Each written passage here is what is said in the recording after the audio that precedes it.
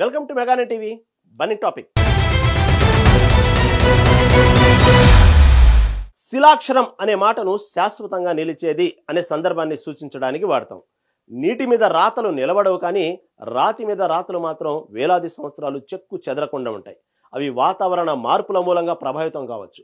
అవే ప్రపంచంలో రాళ్ల రూపంలో దాగి ఉన్న 5 మిస్టరీలు. అయితే ఆ మిస్టరీల వివరాలపై ఓ లుక్కేద్దాం.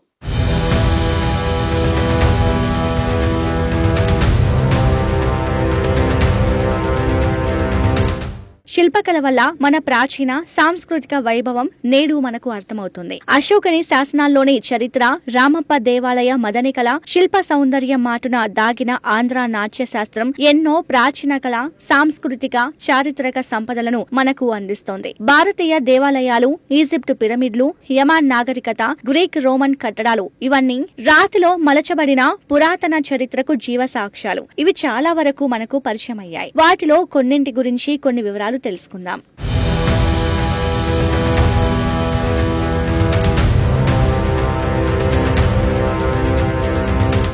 పెరులోని ఆరాము మూరు పెరు దక్షిణ అమెరికాలోని ఒక దేశం. అక్కడ ఆండీస్ పర్వత శ్రేణుల్లో ఉన్న రహస్య ప్రాంతమే ఈ ఆరాము మూరు. దీన్ని దేవతల ద్వారం అని స్థానికులు పిలుస్తారు. పెరులోని హుమ్యూ మార్కా అనే ప్రాంతంలో ఉన్న ఈ నిర్మాణం టైటికానా సరస్సుకు సమీపంలో ఉంది. వాస్తవానికి ఇది భారీ రాతిని చెక్కి చేసిన ఒక విశాల ద్వారం. 23 అడుగుల ఎత్తు, 20 అడుగుల వెడల్పు ఈ రాతి ద్వారం తెరుచుకోదు. కానీ అచ్చమది ఒక తలుపు మాదిరిగానే ఉంటుంది. దాని వెనుక గది కాని స్వరంగం గానీ లేదు. తలుపులాగా చెక్కిన రాయిలోని రహస్యం ఏంటో ఎవరు చెక్కారో తెలియదు. అయితే స్థానిక విశ్వాసాల ప్రకారం ఆరామోమురు అనే వ్యక్తి ప్రాచీన ఆదివాసీ పూజారి. ఆయన దేవతల ద్వారా లభించిన బంగారు తాళం చెవితో ఆ రాతి తలుపును తెరిచి వేరే లోకానికి వెళ్లిపోయాడని, మరి ఇక తిరిగి రాలేదని చెప్తారు.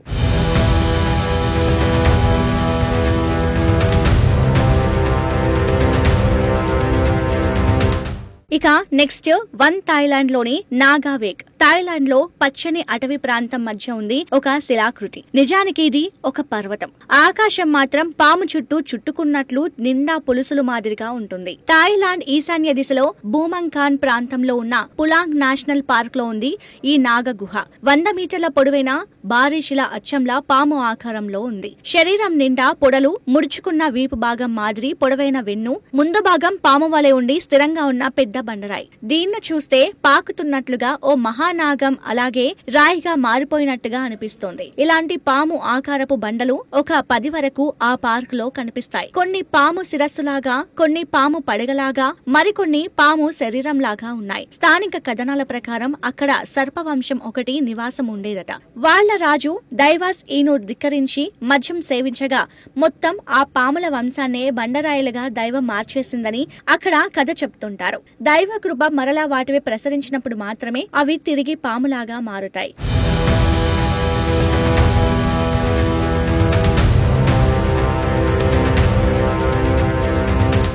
ఇక నెక్స్ట్ అర్జెంటీనాలోని పీడ్రా మావేడిజా. ఇది ఒక ఏకసి తనకు తానుగా కదులుతుంది. అర్జెంటీనాలోని టెంటల్ పట్టణంలో ఒక కొండ మీద ఉన్న ఒక రాయి పేరు పీడ్రా. ఆ పేరుకు అర్థం కదిలే రాయి అని. 300 టన్నుల బరువు ఉండే హీడ్రా మావేడిజా కొండ వాళ్ల మీద ఉండేది. గాలి వీస్తే జారిపోవచ్చును అన్నట్టుగా ఉంటుంది. అలా వందల సంవత్సరాలు నిలబడింది. ఆ తర్వాతనే దానంతటా అదే కదిలింది. దైవశక్తే దాన్ని కదిలించిందని అక్కడ నమ్ముతారు. అది ఉన్న చోట కొండ లోపల పొరల్లో ఏవో విశేషమైన శక్తులు ఉన్నాయని నమ్ముతారు. అదొక దయ్యం బండ అని. మనిషి వచ్చినప్పుడు కదలిక మొదలవుతుందని, మనిషి లేనప్పుడు మాత్రం ఇష్టం వచ్చినట్టు కదులుతుందని చెప్తారు. 1912 ఫిబ్రవరి 29న నాడు మాత్రం ఎటువంటి ప్రకృతి వైపరీత్యం రాకుండా, ఎవరు ప్రయత్నించకుండానే పీడ్రా మావేడిజా స్వయంగా కదిలి కొండవాలుగా జారిందట.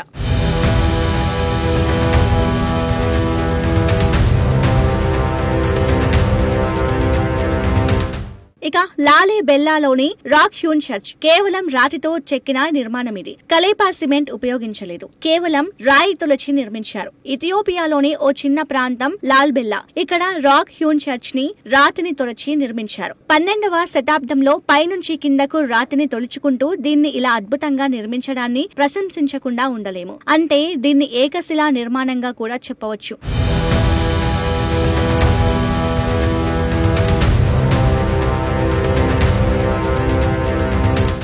ఇక ఇక భారతదేశంలోని చాంద్ బావడి రాజస్థాన్ లోని ఎడారి ప్రాంతంలో ఉన్న నిర్మాణం ఇది. 13 అంతస్తుల్లో చెక్కిన లోతైన బావి ఇది. అవును, ఇది కేవలం ఒక బావి, అయితే భారతీయ శిల్పకళకు ఒక ఉదాహరణగా నిలిచింది. వందల కొద్ది మెట్లు ఖచ్చితమైన కొలతలతో చెక్కినట్టు వాటి వరుస చూస్తుంటే కళ్ళు చెదురుతుంది. అవి మొత్తం 3500 మెట్లు, ఇంకా అంతకంటే ఎక్కువే అని చెప్పొచ్చు. 9వ శతాబ్దంలో రాజా చందా పరిపాలన కాలంలో దీన్ని నిర్మించారని తెలుస్తోంది.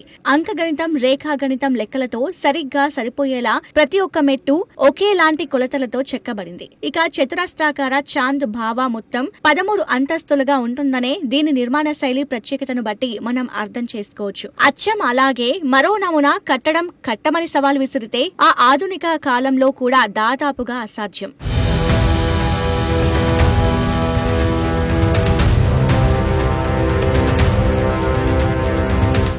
ఇక భారతదేశంలోని మరొకటి ఎల్లోరా గుహలు. మహారాష్ట్రలోని ఔరంగాబాద్ కు సమీపంలో ఉన్న ప్రపంచ వారసత్వ ప్రదేశం ఇది. 6 నుంచి 10 శతాబ్దాల మధ్యకాలం నాటి ఎల్లోరా కైలాసం దేవాలయ ప్రపంచంలోని అతిపెద్ద ఏకశిలా నిర్మాణం. ఒక పెద్ద కొండను పైనుంచి కిందకి చెక్కుకుంటూ దేవాలయంగా మలిచారు. రాష్ట్ర కూటుల పరిపాలనా కాలం నాటి ఈ గుహాలయ శిల్పాలు, స్తంభాలు, రాతి చట్రాలు, ఆలయంలోని శివలింగాలతో సహా అన్ని ఒక కొండను తొలిచి చేసినవే తప్ప తయారు చేసి తెచ్చి ప్రతిష్ఠించినవి కావు. ఎల్లోరాలోనే ఉన్న బౌద్ధ జైన గుహలు సామాన్య శకం పూర్వం 600 నుంచి 1000 సంవత్సరాల మధ్య చెక్కినటువంటివి. కైలాస దేవాలయాన్ని రాజులు కాదు దేవతలే నిర్మించారని కొందరు నమ్ముతారు. ఇదంతా చూస్తే నాటి శిల్పశాస్త్ర ప్రగతిని ఈనాటి తరం అందిపుచ్చుకోవడం దాదాపుగా కాదు, అసలు సాధ్యమే పడదు. శిలలలో శిల్పాలు చెక్కిన వారు, ఆ శిల్పాలకు జీవం పోసి నవరసాలు ఒలికించిన వారు మనవారు. మన సృష్టికే అందాలు తెచ్చినారంటూ ఇలాంటి గొప్ప కవిత్వం మల్లిన మనసు కవి ఆత్రేయ రచనను గుర్తు తెచ్చేలా ఉన్న గొప్ప కట్టడాలను మరోసారి చూడాల్సిందే.